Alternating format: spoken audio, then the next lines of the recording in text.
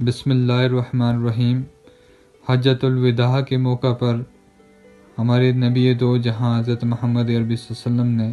یہ محسوس کر لیا تھا کہ وہ زندگی کے آخری ایام میں ہیں،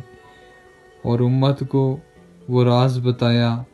وہ وصیت کی جس میں اس امت کی کامیابی ہے،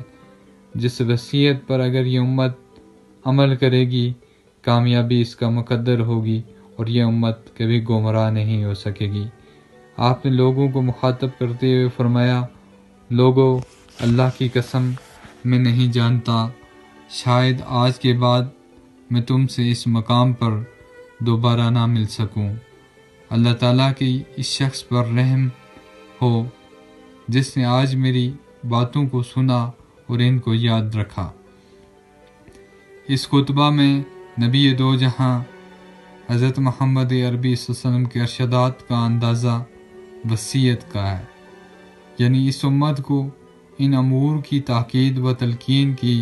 جن کی دین و شریعت میں خصوصی اہمیت ہے۔ خطبے کے آخری حصہ میں آپ صلی اللہ علیہ وسلم نے یہ بات تاکید فرمائی کہ میرے بعد قرآن کو تھامے رکھنا، اس کے دامن سے وابستہ رہنا، اور ہرگز یہ خیال نہ کرنا